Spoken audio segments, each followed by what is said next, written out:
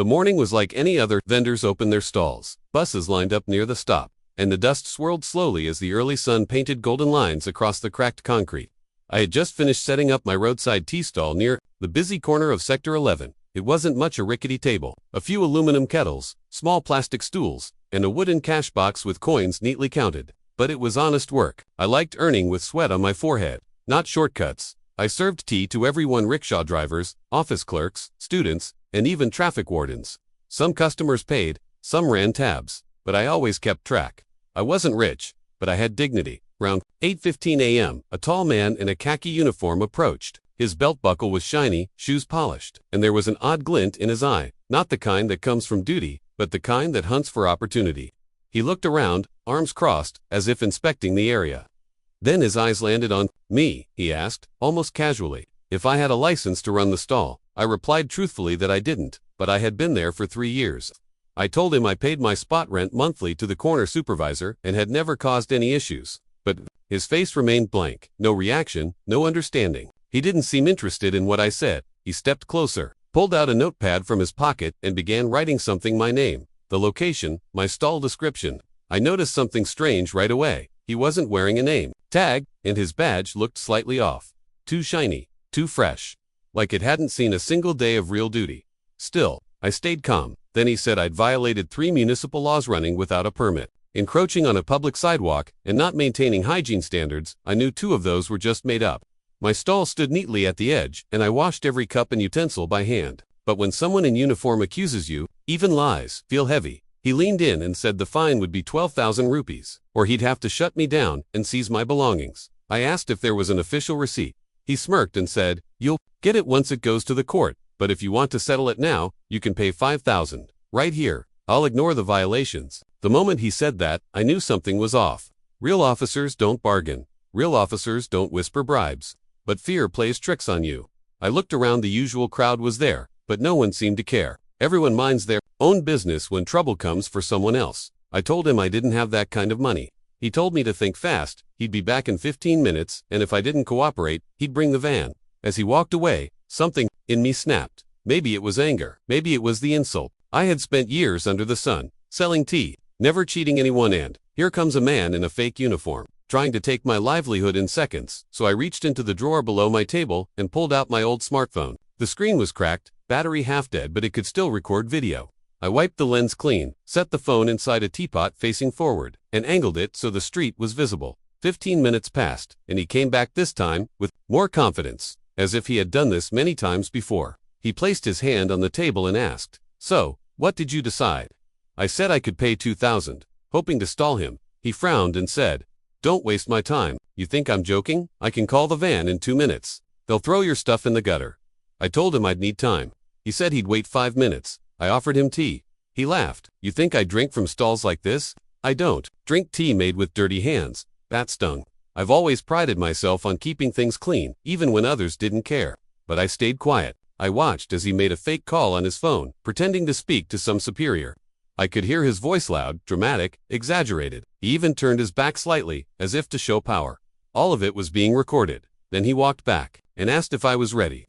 I gave him 500 rupees to test him. He took it instantly, folded it, and slipped it into his shirt pocket like it was the most natural thing in the world. Then he smiled and said, "See, that wasn't hard. Now give me the rest." But before I could say anything, a real constable on a motorbike passed by and parked nearby. I don't know if it was luck or destiny, but that moment gave me courage. I stood up and told the fake inspector loud enough for others to hear, "Wait right here." He looked confused. I walked around my stall and waved at the real officer, calling him over. The fake one turned pale. The constable walked toward us. "Everything okay?" I nodded and said calmly, "This officer here just collected a bribe from me. I'd like you to help confirm his identity." The fake inspector laughed nervously. "He's lying.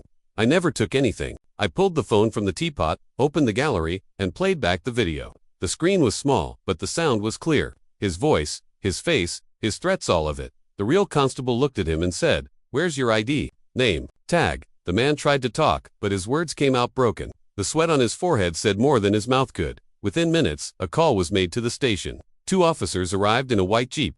The fake inspector was questioned, searched, and finally handcuffed. Turns out, his badge number was fake. He wasn't listed in any department. He'd been scamming small vendors in multiple areas for months. pretending to be from the municipal department or traffic control, demanding bribes, and disappearing. That 5-minute video changed everything. They took him away. Before he sat in the Jeep, he turned back and looked at me not with anger, but with defeat. He knew the game was over. I stood there, shaken, but proud. My hands still trembled slightly, but my heart felt light. The people who had watched from a distance now came closer. One rickshaw driver said, "He did the same to me last week." Another added, "I lost 3,000 rupees to him last month." They were all victims, silent till now. The constable looked at me and said, "Good job. Not many people stand up like this." Later that evening, as I cleaned up the stall, a boy from the police station came on a bike. He handed me a written statement confirming that my report helped arrest an impersonator. It wasn't a medal, but it was something. I pinned it to the side of my stall. From that day, something changed. People treated my stall with more respect. Even those who had never noticed me before came to shake hands, buy tea, or just talk. I became more than just a tea seller, I became a witness. A reminder that even the smallest voice can expose a big lie. But I didn't do it for fame. I did it because I was tired of silence. Tired of watching honest people get robbed by those who wear fake badges and real arrogance. I did it because my father always said, "Truth has no costume. It stands naked and still shines." And he was right. 2 days after the fake inspector was arrested, I noticed something odd. My street wasn't just busy with vendors and tea customers anymore, it had changed. Officers in real uniforms started patrolling more often. Some would stop by my stall, not to buy tea, but to ask questions, quiet ones, about other people in uniform who came around asking for money. They were investigating, but they didn't want to draw attention. And that's when I realized my one video had caused more than just one arrest. It had opened a door to something bigger. Word had spread. Not just in my area, but through nearby markets too. Small vendors started whispering about men in fake khaki clothes, demanding bribes. Some said they'd been paying every month just to avoid trouble. They were scared most of them didn't have proper licenses or receipts. They barely earned enough to eat. So, when someone claiming to be from the municipal department showed up and threatened to seize their carts, they'd quietly pay and hope to be left alone. I had been just one of many. But now I had something others didn't, a recording. Proof. One afternoon, a man in plain clothes came to my stall. He ordered tea, sat down, and quietly introduced himself. He was an assistant investigator. He had seen the footage. He thanked me, then leaned in and asked if I'd be willing to help them more. He said they needed someone the fake inspectors would approach again, someone low profile, believable, and brave. I said nothing at first. It sounded risky. I wasn't a hero. I was a tea seller, but something in me stirred. I asked him one question. Will this help the others too? The vendors, the ones still afraid. He nodded. That's the goal. So I agreed. That week I became part of a small undercover operation. I didn't wear a wire or anything fancy. Just used my phone again, hidden better this time. They gave me a new one, with better battery and a sharper mic. I practiced where to place it, how to speak without sounding nervous, how to keep someone talking long enough for it all to be captured. I wasn't a professional, but I learned fast that within 5 days, another man came. This one looked older, heavier, with a thick mustache. He didn't pretend to be friendly. He walked up, tossed a paper slip on the table, and said I owed a sanitation fee of 8,000 rupees.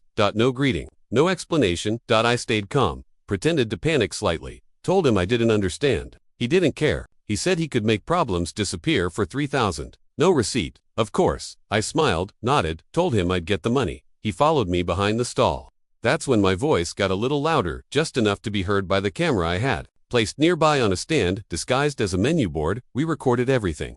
That night, I passed the footage to the assistant investigator. The next morning, the man was arrested at another market while trying to scam an elderly woman selling peanuts. His ID was fake, his badge stolen. He had no links to any government agency.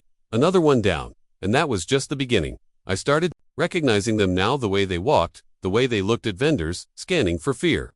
Some used fake notebooks, some wore mismatched belts, some wore slippers with police uniforms. One even carried an empty walkie-talkie and spoke into it while threatening a vegetable seller. We caught 5 of them in 3 weeks. Each time, I was asked to stay quiet. The police didn't want panic. They said there were more out there, maybe even connected, maybe even someone inside, helping them get real badges. I didn't ask questions. I just kept doing what I was doing. But it wasn't easy. One evening, I returned home and found a note slid under my door. No name, just 2 lines. Stop what you're doing. We know. I stared at the paper for a long time. My hands were cold. My breath stuck in my throat. For the first time since it all began, I felt real fear, not the nervous kind, but the bone-deep kind that whispers you're being watched. I told no one, but I didn't stop. Instead, I moved my recording setup into a hollow clay pot on the shelf. I trained my nephew to run the stall when I wasn't around. I kept my voice calm during the day and looked over my shoulder at night. Every face in the crowd became a possibility. Were they real? Were they pretending? Then, it happened. One afternoon, I noticed a man across the street watching me. Not casually, he was focused. Not moving, just watching. He had a phone in his hand, but he wasn't scrolling. He wasn't talking. He just stood there. He didn't buy tea. Didn't speak to anyone. When I looked up again, he was gone. I reported it. The next day, 2 plainclothes officers arrived and stayed hidden in the crowd near my stall. They said there had been threats not just to me, but to another vendor who had helped earlier. Someone was upset. Someone higher up. The investigation was getting dangerous. That's when they told me to stop. Just for now, they said they appreciated my help, but it was no longer safe. They were taking over from here, more serious operations, more teams. I felt a mix of relief and sadness. I wanted to do more, but I also didn't want to risk my life. I went back to just serving tea. No microphones. No fake smiles. Just tea, sugar, milk, and the routine of my quiet corner. But the story didn't end there. A month later, I was called to the station. They had arrested someone big. Not a fake inspector this time, a real municipal clerk who had been giving information to the impersonators. He had access to vendor lists, stall locations, inspection schedules. He had been selling the information for cash. That's how the fake inspectors knew exactly where to go, who was unlicensed, and who could be scared easily. He confessed, and in that confession, he mentioned my name. That's how I found out the man watching me from across the street was connected. To him, I had been lucky. Very lucky. The officer at the station told me, "Your recordings helped us expose a full network. You didn't just catch a thief, you shook the tree, and a whole lot of rotten branches fell down." I didn't know what to say. I had only recorded to protect myself, but I had ended up protecting dozens of others. That evening, as I walked back through the market, people smiled at me. One vendor came running and gave me a paper bag filled with fried snacks. "For you, brother, you gave us courage." Another placed a hand on my shoulder and said, "I started recording too, just in case." It felt good, not heroic, not famous, just good. I still run my tea stall, still count coins, still wash every cup with care. But now, there's a small note pinned to the wall behind me. Not a warning, not a threat, just a message I wrote myself. Truth speaks in quiet voices. And phones record it. Weeks had passed since the last arrest. I had gone back to the rhythm of normal life. Pouring tea, serving snacks, counting coins, wiping down tables, and exchanging small smiles with regular customers. From the outside, it looked like nothing had changed, but inside me, something had. I no longer looked at uniforms the same way. I no longer dismissed strange glances or quiet footsteps. One afternoon, a woman selling bangles stopped by. She was in her mid-30s, with tired eyes and a polite smile. She asked if I was the tea man who caught the fake police. I nodded cautiously. She told me her stall had been seized a year ago. Not by law, but by men in uniform who came with a clipboard, shouted for 5 minutes, took her money, and left with her goods. She never went back to that market again. As she spoke, I realized how many stories like hers were still hidden, trapped inside silence. Most people never reported what happened. They feared the system, feared retaliation, feared losing what little they had. But her voice gave me an idea. If the system was slow, maybe people could be faster. Maybe the real power wasn't in uniforms or offices, it was in stories, in voices. That night, I created a simple notebook. Not a legal file, not a report, just a lined register with one title at the top, Truth from the Street. I wrote my story on the first page.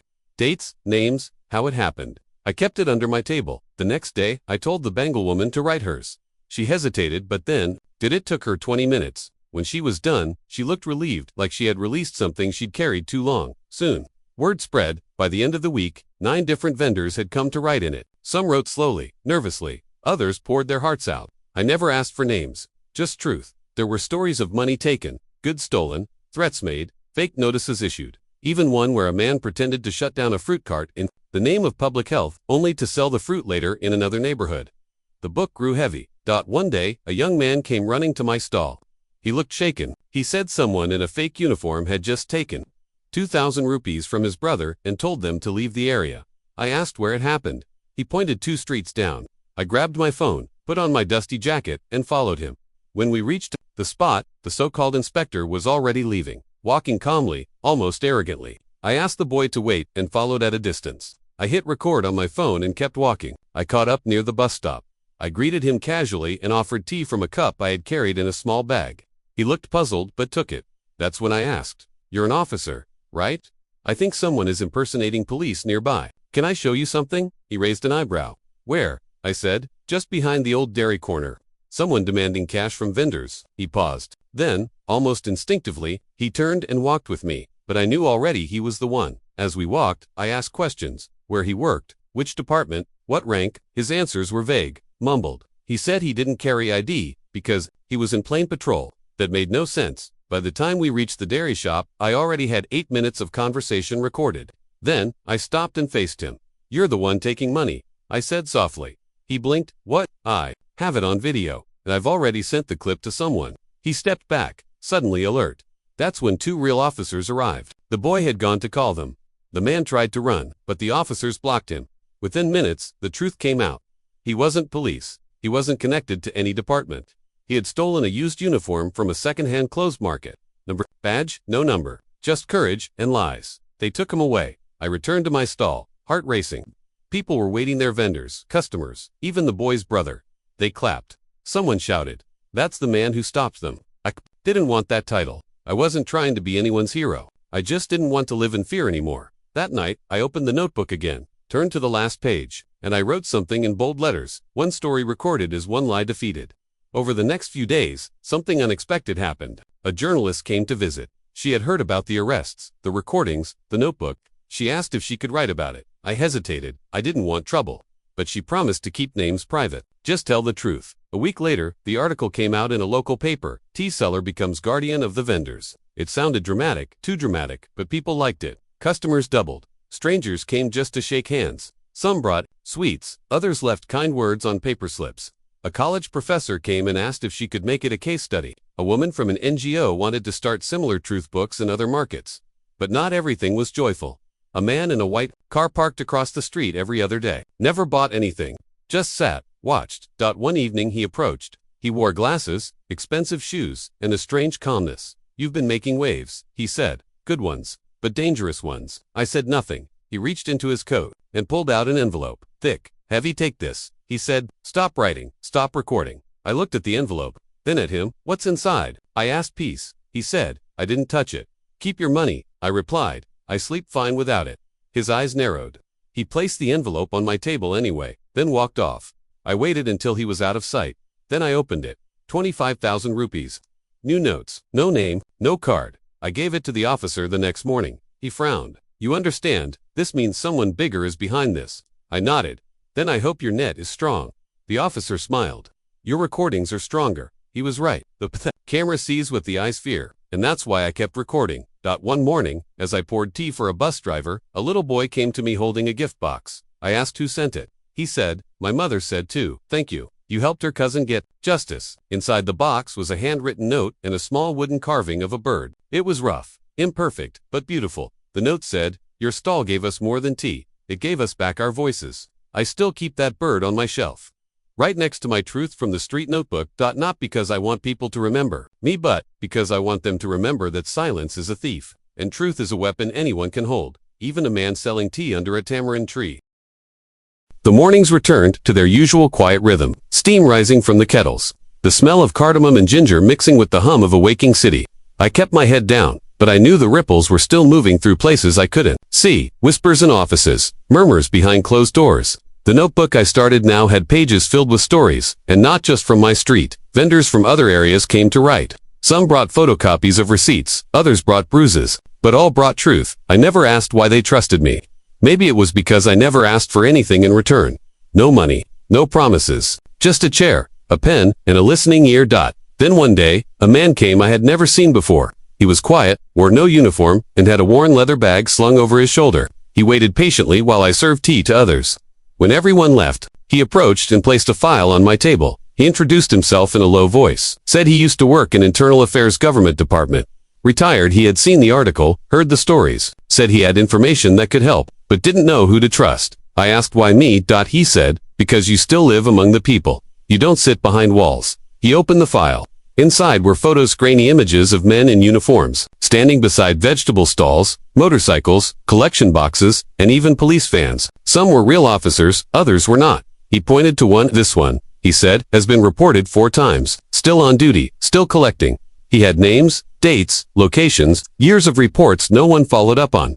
I didn't know what to do with it. I wasn't a lawyer or a journalist. I sold tea, But he said, sometimes, stories need witnesses. Sometimes, the right hands are not clean hands, but steady ones. I took the file. That evening, I copied every page, gave one set to the same officer I had worked with before. He promised to forward it to higher authorities. The second set, I kept hidden. A few nights later, my stall was broken into. Nothing was stolen, just broken. Cups smashed. Sugar spilled, the notebook torn as if someone wasn't trying to rob me. Just send a message. I sat on the ground in silence, surrounded by broken glass and cold tea. Then I began cleaning. One of my regulars, a quiet rickshaw driver, helped. No words, just swept the floor with me, piece by piece. After we were done, he handed me something, an old spiral notebook. Use this one, he said. Start again. So I did, but I also did something else. The next day I put up a small sign at my stall. It said, recording in progress for your safety and mine. I wasn't hiding anymore. If they wanted to threaten me, they could do it on camera. People noticed. Some laughed. Others clapped me on the back. One even brought a new stack of cups as a gift. The police officer I worked with warned me gently, you're becoming a symbol. People like symbols. But others fear them. I said I wasn't trying to be anything, just tired of pretending not to see. A week passed without trouble. Then, early one morning, before even the first customer arrived, a woman showed up at my stall. Her clothes were clean but simple. She looked nervous, clutched her purse tightly. She said she had heard about me, that someone had taken money from her father, an old man who sold newspapers, and threatened to arrest him if he didn't pay every week. The man said he was from city enforcement but never showed ID. When the father finally refused to pay, the man threw the newspaper stand to the ground. She wanted justice. I asked where it happened. She gave me a street name I knew well. I promised to go.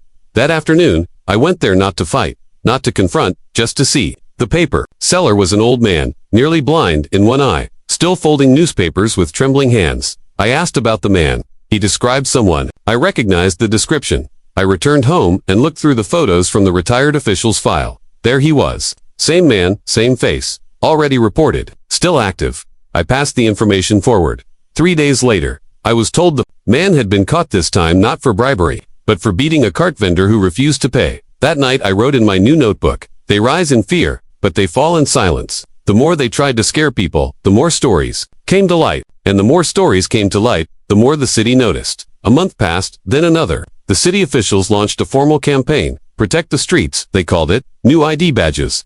QR-coded inspection slips. Hotlines for vendor protection. They claimed it was their idea. Maybe it was, maybe not. I didn't care. What mattered was this. The vendors could finally breathe. I kept serving tea. Sometimes, new faces appeared. Students who came after reading the article. NGO workers. A filmmaker once. One man brought a camera and asked to record a short documentary. I said no. He asked why. I said, this isn't a show. It's a scar. He understood. One morning, just before sunrise, the first man, the fake inspector I had exposed, walked past my stall. He wasn't in uniform now, just plain clothes. He didn't say a word, didn't stop, just glanced at me and kept walking. I didn't feel anger. I didn't feel fear. I just felt finished. Some stories don't need to be rewritten, just closed. That day, I opened the very first notebook again, the one with the torn cover. I flipped to the first page, my story, the beginning dot, and I realized something. It had never been about revenge or victory. It had been about reclaiming space. Space for truth, space for honesty, space for people who wake up early, work until dusk, and ask for nothing but peace. So I wrote a final line under that first page. What began with fear ended in voice. The rains came late that year. The city was hot and dry, and everything felt tired. Even the trees near my stall, once full of green, now drooped under the weight of dust and time. But people still came, for tea, for comfort, for silence. Some came to read the notebook. Some came to write. It had become more than just paper and ink. It was memory. It was protection. One morning, a boy no older than 16 stopped by. He wasn't from around here. I could tell by the way he scanned everything, careful, unsure. He sat without saying a word. After a few minutes, I offered him tea. He looked surprised, nodded, and took it with both hands. When he finally spoke, he said he had heard about the stall with the stories. Said his uncle used to sell boiled eggs 2 markets away before some officer he didn't know if real or fake threatened to beat him unless he paid a night vendor's fee. His uncle paid for months, until he couldn't anymore. Then one night, his cart was gone. The boy's uncle never went back to work after that. He said, I just wanted to see the place where someone did something. That stayed with me. It wasn't about tea anymore, or arrests, or even justice. It was about giving people a place to see that not everyone turns their head and walks away. Sometimes, standing still is enough. That evening, I sat alone on my stool, watching the sun dip behind the tall buildings, the sky turning from gold to gray. The kettle hissed softly. I thought about everything that had happened. The first recording, the faces, the broken cups, the threats, the woman with the bird carving, the letter under my door, the rickshaw driver who handed me a notebook without saying a word. It wasn't a heroic story. There were no big awards, no medals, no front-page headlines after the first one faded. Just the quiet knowledge that some men with fake power couldn't lie their way through one more day. Just the relief on a fruit vendor's face when he heard he didn't have to pay weekly rent anymore. And that was enough. I remembered something my mother once said when I was a child and scared of the dark. She said, "A small light is still stronger than all the darkness in the world, because darkness doesn't fight back. It just waits for someone brave enough to switch on the light." That's what a camera was. That's what a notebook was. That's what this stall had become. One day, the same officer who had helped me through it all stopped by again. He was in plain clothes now, said he was being transferred to another city. He sat down, took a sip of tea, and smiled. He said, "You know, this little corner changed more than you think." I asked how. He said the municipal office had overhauled its entire complaint process. Vendors could now file reports through mobile apps, no longer needing to go stand in lines. Officers had body cams. New recruits were being trained to spot and there was even talk of a citywide vendor council, made up of real vendors, to advise the government. All because people had started speaking up, and it started here. He gave me a firm handshake and left. I watched him walk away, disappearing into the crowd. A few weeks later, I received a letter in the mail. It was from a school. A teacher had been using the story of the tea seller and the notebook as a writing lesson. Children had been asked to write letters to the man who showed how truth can be small but powerful. There were 9 letters. Inside, all handwritten. One said, "I want to grow up and stop bad people like you did." Another said, "I told my brother we don't have to stay quiet when something feels wrong." I read each one carefully, folded them back, placed them in a wooden box under the stall, and on the last page of the second notebook, I wrote, "When you speak the truth, your voice doesn't end, it multiplies." A few days later, a friend offered to help digitize the stories, said we could scan them and keep them safe online. I agreed. We uploaded each page, each signature, each story to a small website. Nothing fancy, just a place where anyone could read what had happened and what could be done. Soon, other vendors from other cities started sending their own stories, from fruit carts in Karachi, from fish stalls in Nairobi, from barbers in Delhi, from mothers selling sandals in Dakar, all writing, all remembering, all connecting through truth. The notebook that started with a single line had become a mirror, a reflection of how widespread the fear had been, and how quickly it shrinks when one person refuses to look away. Sometimes, people ask me if I ever feared for my life. I say yes, but I feared silence more, because silence robs the soul. It drains you slowly, makes you believe lies are just part of life, but they're not. Lies only live because we let them. And the moment we speak, the moment we show the world what's hidden, the lies start dying. I still run the same stall, same corner, same tea, same chair, but now, behind the stall, there's a small framed photo of my father. He used to say, "Never sell your name, even if you have nothing else to sell." Next to his photo is the bird carving, and beside that, Tanopus, dog-eared, heavy with pain and pride. People still come. To drink, to talk, some still write.